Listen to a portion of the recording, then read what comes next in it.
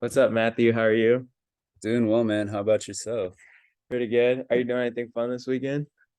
No big plans. No, Just nothing. hanging out a bit. What about yourself? I'm flying to Dallas in like 4 hours, but that's it's gonna. I don't know if that's gonna be fun or not. I don't enjoy going to Dallas that much, but it's fine. Flying to Dallas. That's some jet setter stuff. Yeah. Well, I'm not paying for it. It's like the company I'm signed to work at who's paying for it.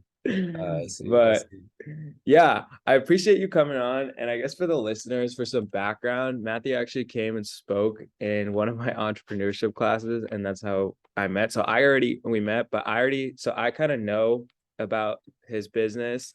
But Matthew, could you just like give a quick synopsis on what your business does, and then we can get started with like how you entered it and how you got that started?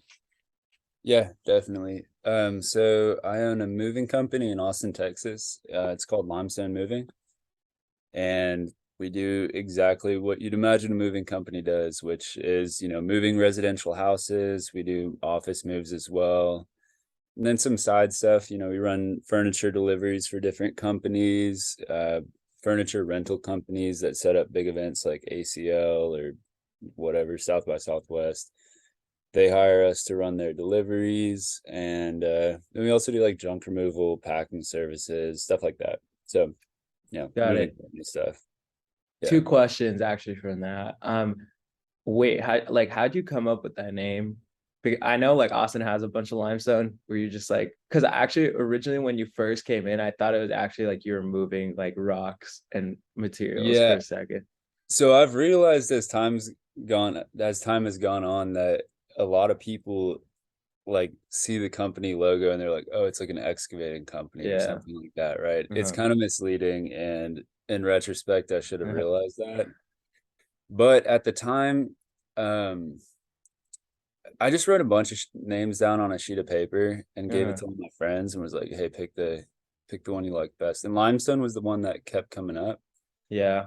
The other thought there is like I didn't want to blend in with every other moving company Hmm. because I feel like most of the small, like mid-sized moving companies are some shit like muscle man movers, Hmm. macho movers, like strong man mover, like something Yeah. like that. And it like they all sound the same. They all sound like the Hmm. same company.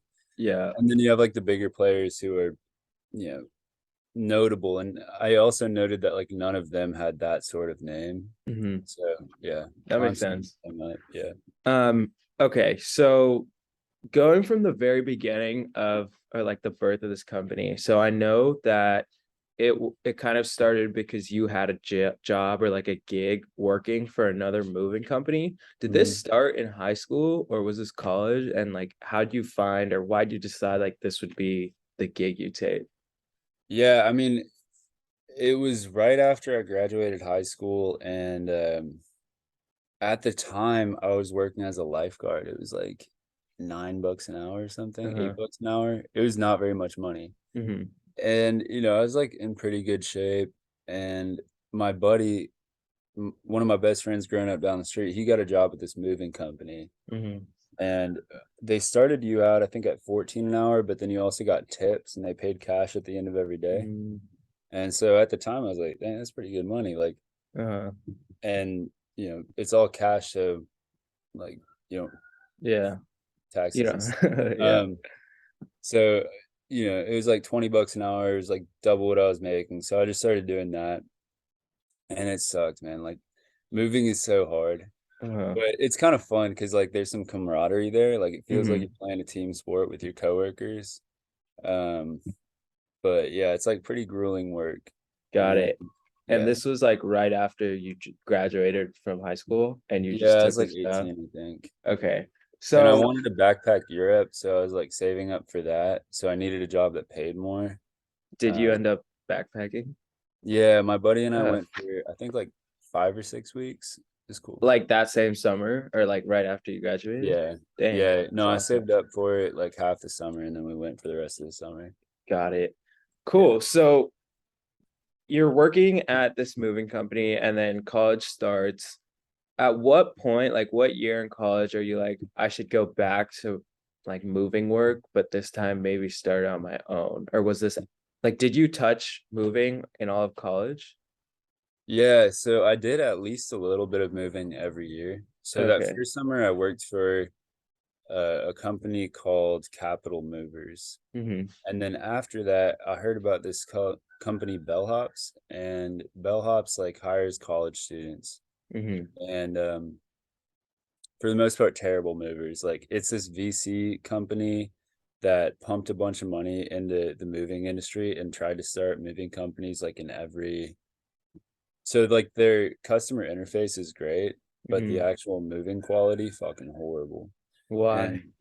And because they just pull in rent, like they've never. It's Oh, not okay. managed by anybody that lives in Austin. Um, They've got like I don't know how many, but probably like 30 locations across the mhm, US that they got started it. all at the same time. And then like because they had VC money, they were able to like pump a bunch of money into Indeed and however they got their Mm-hmm. applicants, right? Got And it. they have regional managers, one for like every 10 regions or something like that. Mm-hmm. So anyways, yeah, I started working for them and it was like really nice because I could just pick up work whenever I felt like it. So I'd maybe Uh-huh. one job a week or something like that, sometimes more. And I would just do that like whenever I had free time. And that was Mm-hmm. alongside like the other college jobs I was working and stuff like that. Okay. So after you graduated, that's when we got into you kind of beginning your own company for this? Yeah, yeah. I mean, I had done some side jobs for people where I had Okay, like on your own. on my own, like not Okay. through a company. Mm-hmm. Um, but yeah, I graduated. I was gonna do the Peace Corps. That's COVID kind of right. messed that up, and Yeah. then I was like, I don't know what I'm gonna do. Uh-huh. I moved to San Francisco for like a month or so. Uh-huh. Got my real estate license, That's right. and then started started moving people like alongside the real estate thing because I thought Mm-hmm. like, oh, I can use this to like pay the bills and stuff while I get real estate clients because that usually takes a little while. Mm-hmm. But then I started making like a pretty good amount of money doing the moving stuff, and I was like, oh, there's something here, Yeah. and started taking it a lot more seriously after that. Okay. So when you started doing the moving stuff more and more, was this like, so you mentioned in the class like real estate like didn't work out, I guess. Was that Mhm. like at what point did you decide like I should probably pivot away from this? Because I think there's like a weird balance between like, oh, you got to just keep doing it, like you got to be consistent, and then at Yeah. some point it's like you got to cut your losses. Like, what do you think helped you identify stopping real estate like So work? yeah, I think with the real estate thing, I got my license and then I started working for a real estate company that was primarily selling like really nice houses. Mm-hmm. And I was 23 years old, I had long hair. Yeah.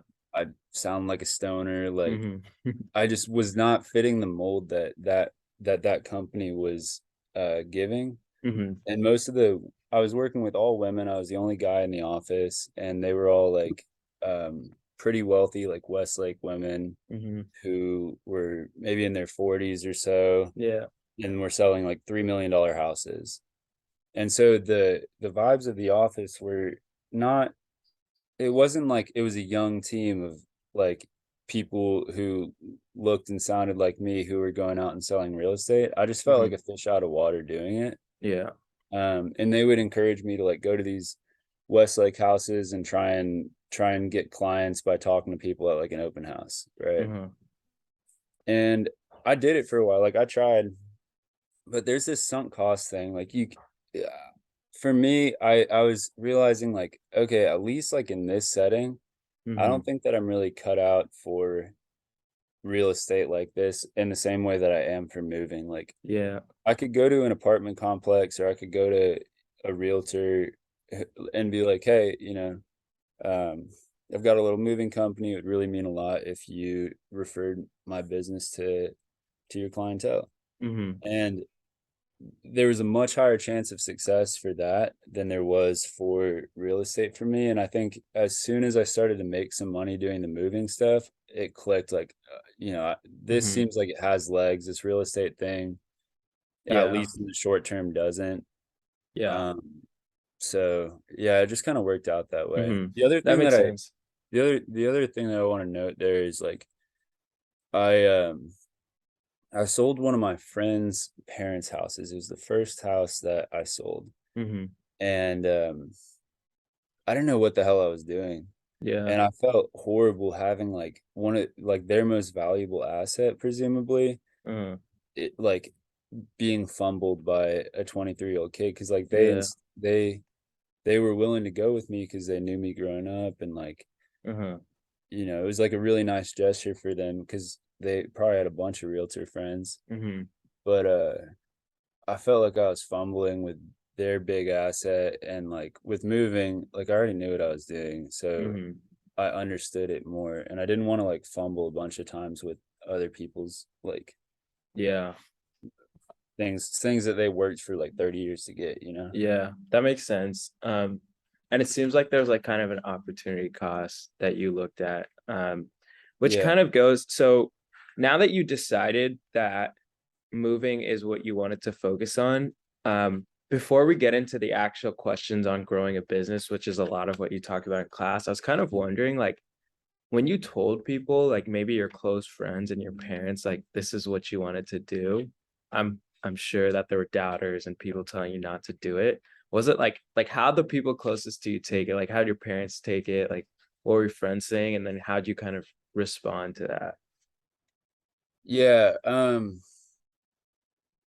My parents like automatically wanted me to get a more corporate job. They're like, Mm, you went to UT, you got a degree like that we helped you with. yeah. Why would you like go out and start moving people? Like that Hmm. just seems like a stupid idea. And I think my parents kind of realized a long time ago that I like I love them. I have a good relationship with them, but I don't really like their advice Hmm. doesn't really, it's not what I do most of the time. Hmm. So they kind of had a hands-off approach. They're like, "Hey, we think this is a dumb idea, but we know you're kind of headstrong and you'll do what you want. So Hmm. like do your thing." And yeah, my friends didn't really get it either. I had just kind of kept it under wraps for a while. Like I Uh-huh. didn't want to tell anybody until I knew it was going to work out. I also Hmm. felt the same way about the real estate thing. Um, and it was COVID, so it was like easy not to talk to people as well. So it wasn't Got like I it. was going to all these social functions and stuff Uh-huh. like that. So by the Okay. time I was actually talking to people about it, I had already like had some success with it. Got it. Yeah. So I think one thing that made me think of when you said like your parents were talking about your degree, like I think even in class, you kind of underplayed what you're like. I don't know if you graduated with Plan 2, but I remember seeing it, and that's like not an easy program to get into by any means. And I think you said you also just like dabbled in engineering. Like these things are very difficult, and the traditional sense of only like very intelligent people can get this. Like, did those degrees ever like help you, or was it just you just being naturally really smart and then like you just didn't want to do it? Did the degrees help me? So no, I don't think so at all. Okay. I think so when I was in high school, I did fine in school. I wasn't like top of my class or anything, but Mhm. I did well on my test scores. And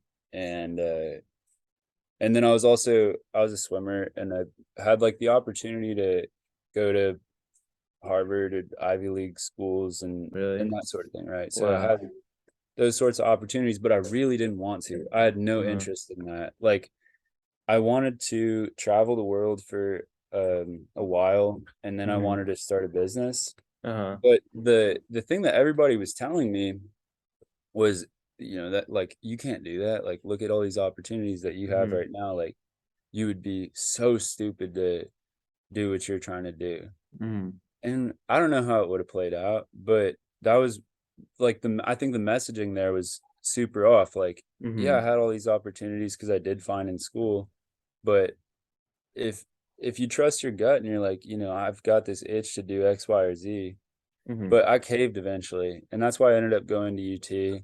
I was like, all right, fine, I'll Okay. go, but I'm Yeah. not going. I'm not going to one of these schools in the Northeast. I'm not going Uh-huh. to some place that's outside of my comfort zone. I'm Did gonna you keep it not? cheap. Isn't Harvard swimming like really, really good from what I know? Like, They've was that got not they draw in something? some people because they're like, it's like, you're a pretty solid swimmer, whatever, Yeah. and Did then you you just have the not enjoy opportunity to it? go to Harvard, like, Uh-huh. so they get some of the top guys Okay. because people are like Harvard. Did you not like enjoy swimming enough to do it at the next level? You were just I really good hated at it. it? Yeah, I really Oh, did. okay. Like, not that I Yeah. hated it. I didn't like the training aspect of it. I Okay. I really enjoyed like the racing, but Mm-hmm. I wasn't big on the training. Got it. But Okay. That makes sense. So you're kind of going headstrong into the moving company now. And I don't want to, since I know a lot of the business already, I want to make sure I kind of touch all the points so listeners can also get an understanding. So at this point, you want to start a moving company. Could you talk a little bit about how you got up off the ground, like in your whatever that means to you or whatever milestone that was for you? Like, how did you get to that first milestone that kind of told you that you really could make it with this idea?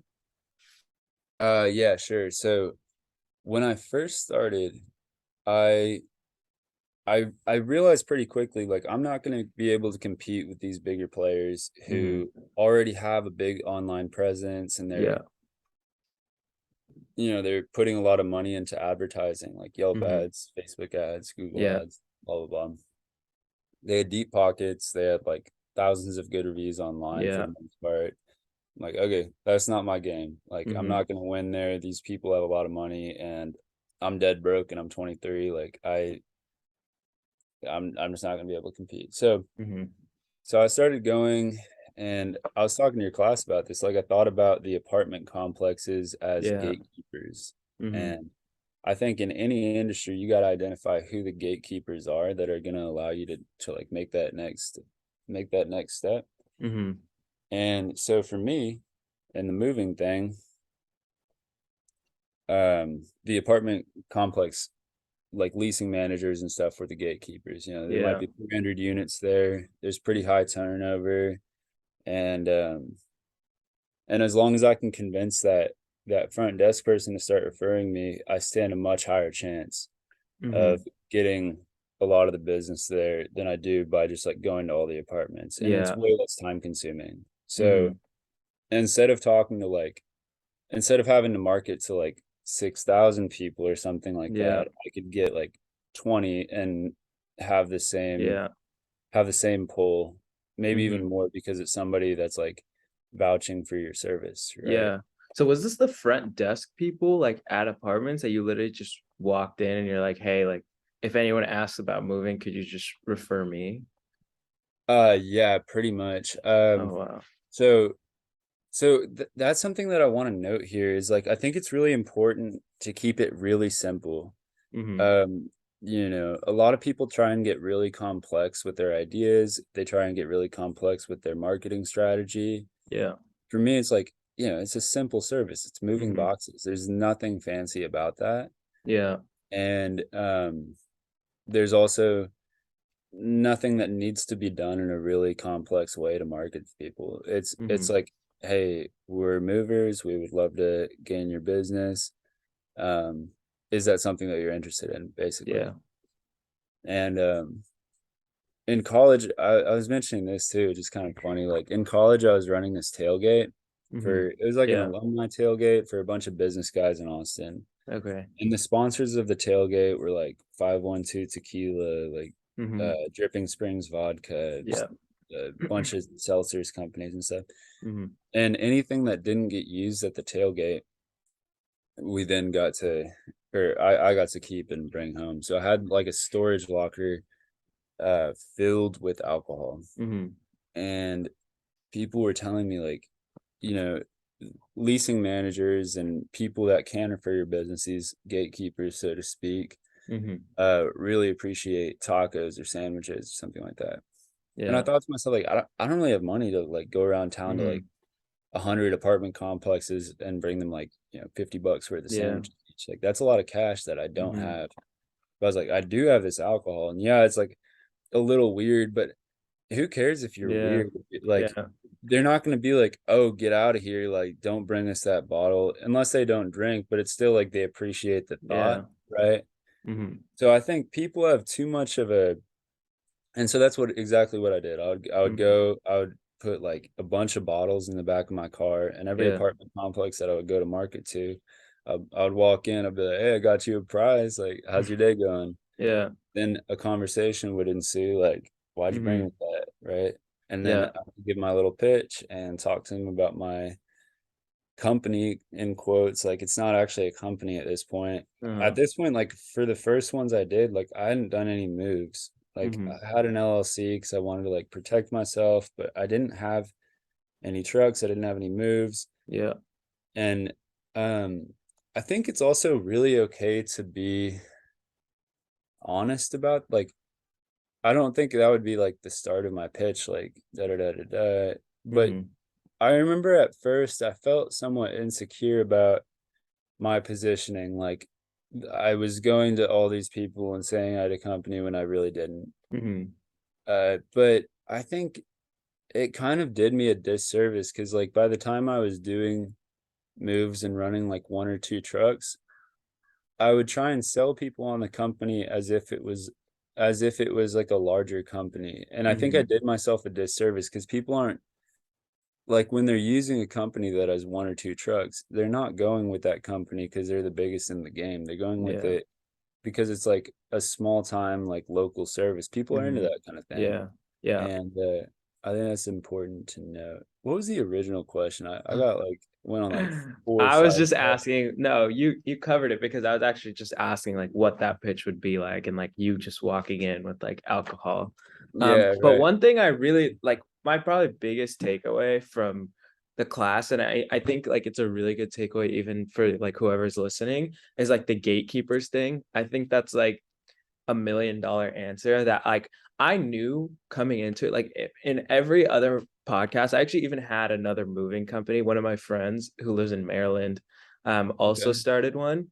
And it's always marketing that I'm like coming down to, because even beyond moving, like marketing to me is the hardest, but also like the most important part of a lot of business. Um, and that's why I think like just even what like with what you mentioned, like not fully having a company but just beginning to market it to validate the idea and also like begin to gain traction is something that I care about a lot. And I think the gatekeeping, like the thinking about who has access to like a lot of customers is like a good target. And I think that's like going beyond just the first step of thinking, which I think can be really helpful to a lot of people. So I thought that was like a really good idea. Um, so like kind of going beyond that, this is now you're off the ground. At what point, so for kind of like the timeline, I guess you're just doing more and more jobs. I know you mentioned like you're kind of taking whatever you can get and you're figuring out after you say yes, which I thought was another good piece of advice. How do you decide like after year one, like where are you and what are you deciding like for the future to be? Yeah. So I started in August of 2020. Mm-hmm. And for the first few months, we were just kind of picking up steam.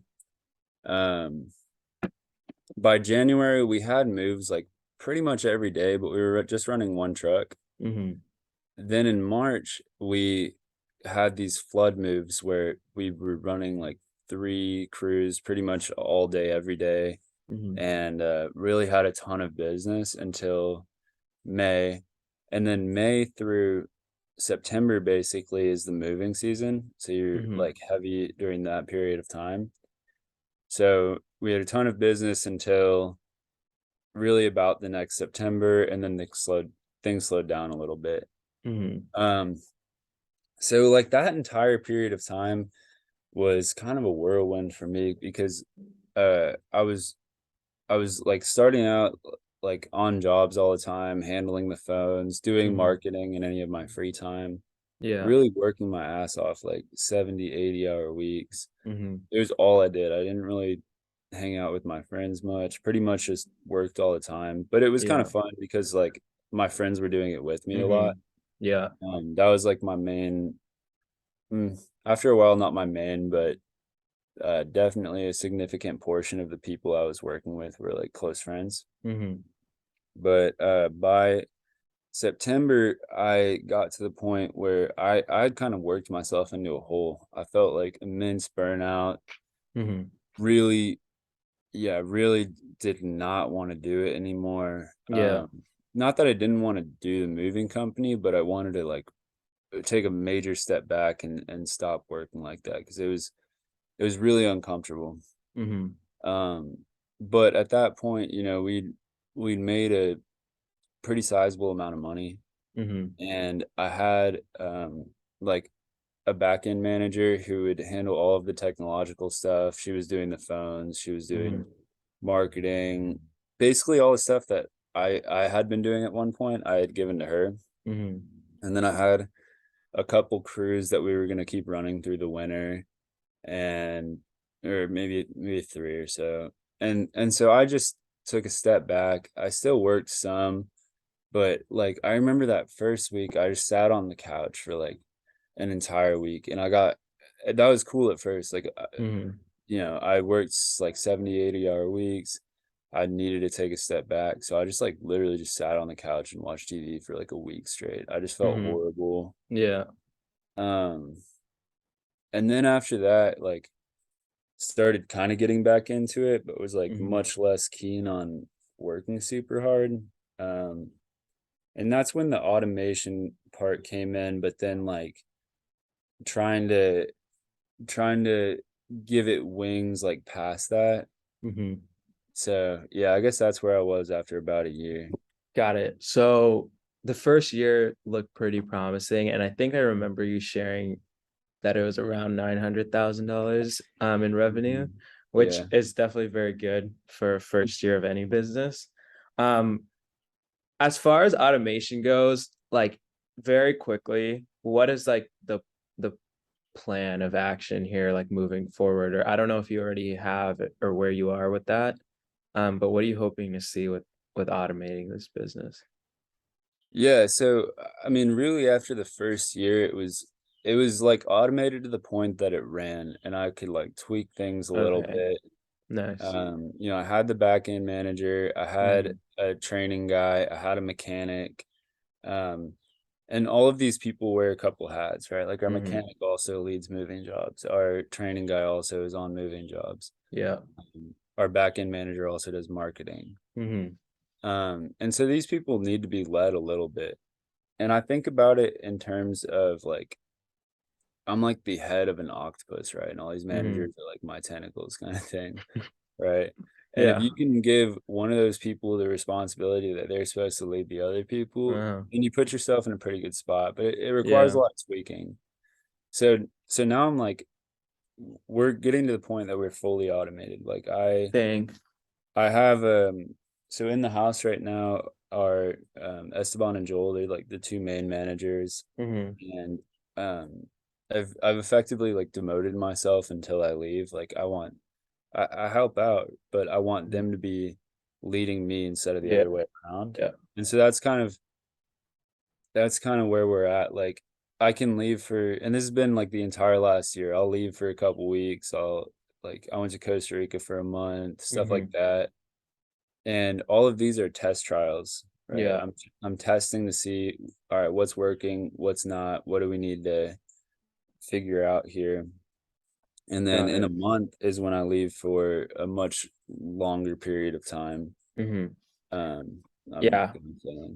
And that's kind of going to be the last part I was going to talk about beyond just business. But before we get into that really quickly, like two rapid fire questions. The first is how many hours on average do you think you're spending now, like compared to a year ago?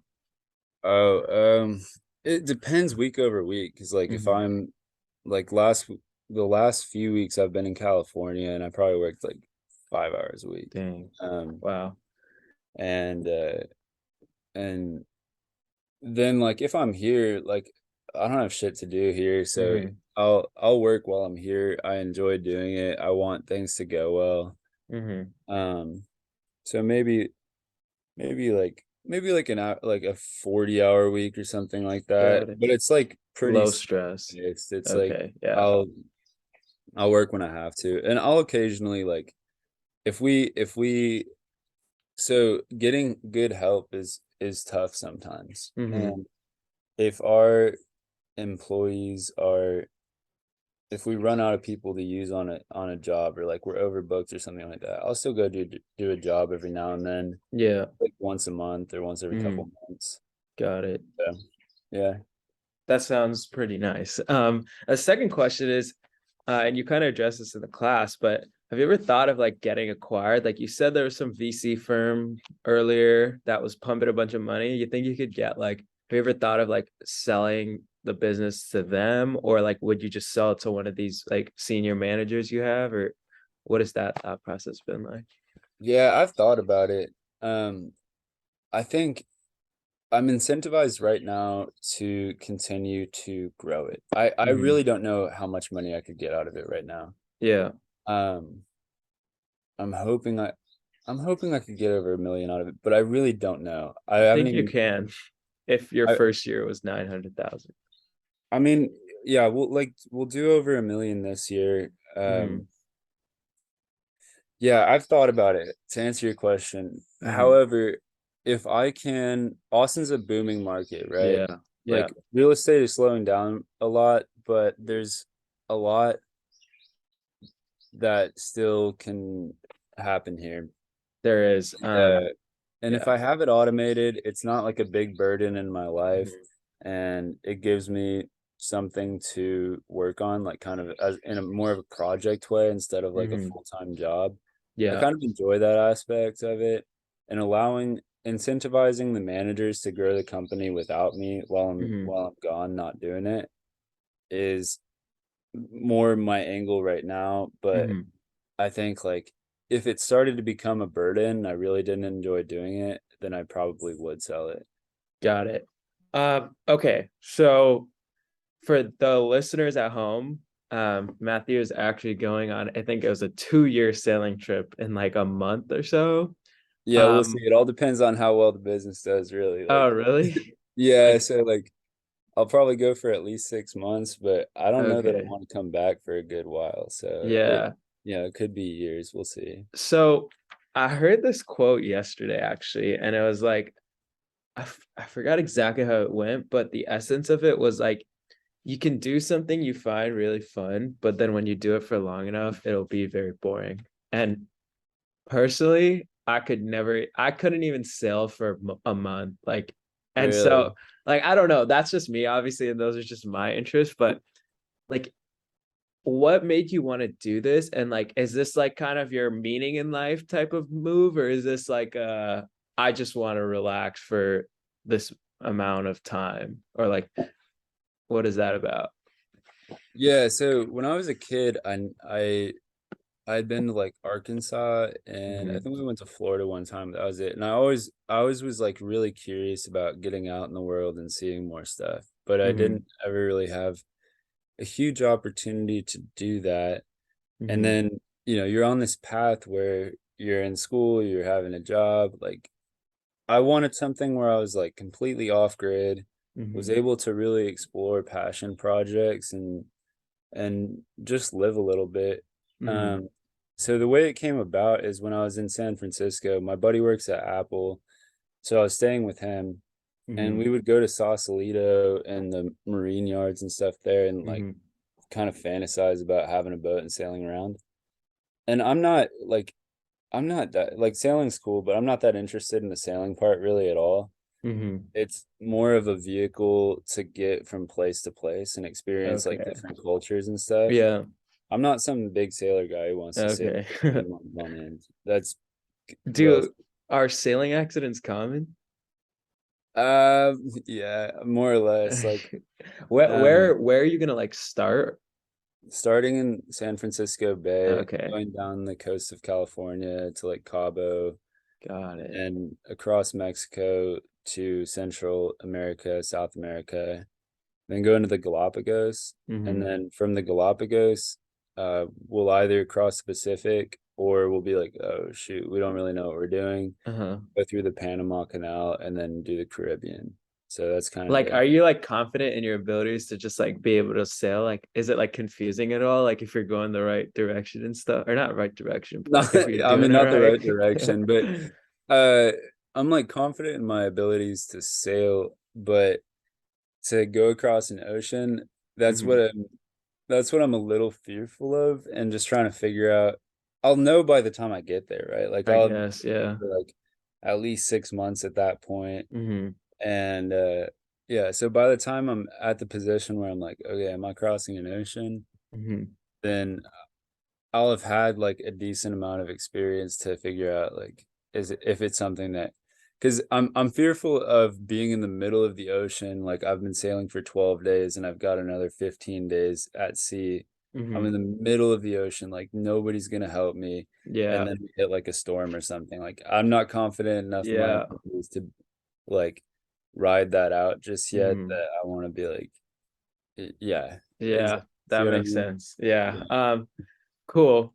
When you come back, like in 10 years, like what's the plan? Like, do you like see yourself like still building this out? I mean, you're literally only 25. Like I just turned 22. You're 3 years older than me. Like, I have no idea where I'm gonna be in 10 years. I'm sure you don't either, but do you have like kind of direction you want to head?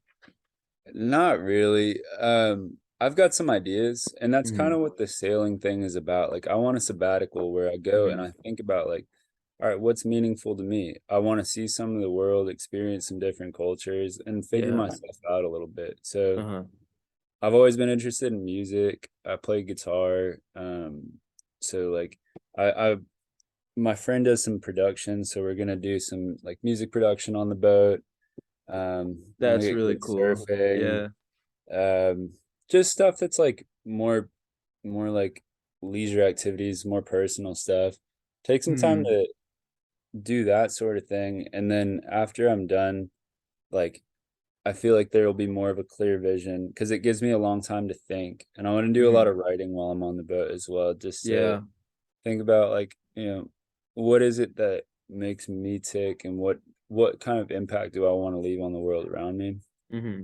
Um, I presume I'm not going to be doing the moving stuff in 10 years. Like that would be Yeah. kind of like if I saw that I was still doing that in 10 years, like I looked into a looking glass or something, Hmm. I would be like pretty disappointed in Yeah. myself. Yeah. Not that there's anything wrong with running like a small business, like Uh-huh. that's cool, but I want to do something that's more for the good of the world and like less. Yeah. I think the pursuit of money is pretty empty. Like Hmm. honestly, ever since I've found success in this, I've been relatively down on the whole like hustle, get Hmm. money, blah blah blah kind of thing. Yeah. Like it's cool, and you get a lot of love from other people for Hmm. it, but for myself, I think I'm more interested in like going to developing countries and uh doing like sanitation systems, like something that's Yeah. hands on. I'm like Hmm. getting to meet people, get my hands dirty, and I'm doing something that's like impactful on like a relatively small scale, like different communities. And like, I don't think Hmm. you have to go out and make some huge project to do things for other people. For me, I'm pretty hands on. Like I enjoy the stuff that's like maybe a bit more messy and uncomfortable, but Yeah. yeah, so Well, I think something like that. uh-huh. That certainly, well, the sailing trip, I'm sure, will be probably life-changing. And then it's also very good to hear like that you have a mission beyond just trying to get money. Moving boxes. Yeah, Yeah. I mean yeah, hey, that can be fulfilled. I think that'll be more fulfilling than my full-time job. I'll say that. Um, but yeah, so those are kind of all my questions, and this is kind of the end of the segment where I give the guest the opportunity to like whatever you can plug anything, you can give like your best advice you would want people to take away or both. But whatever, like these next 60 seconds are kind of like your chance to give advice or like do any plugs, and then we'll wrap it up. Yeah. I I I didn't read your questions before, so I didn't Mhm, really have a plan for this, but I guess my advice to people is one, like, don't let the corporate world sweep you up, right? Like, you have a lot mhm, of opportunities out there that are outside of doctor, lawyer, consultant, investment banker. mhm, Um, those are great jobs, but you can make money doing a lot of different things and keep it simple. mhm, You don't have to reinvent the wheel. You don't have to have some fancy new product. And I think that's really important to note. I think most of the entrepreneurs who I know um, don't have some fancy product. They didn't try to mhm, reinvent the wheel.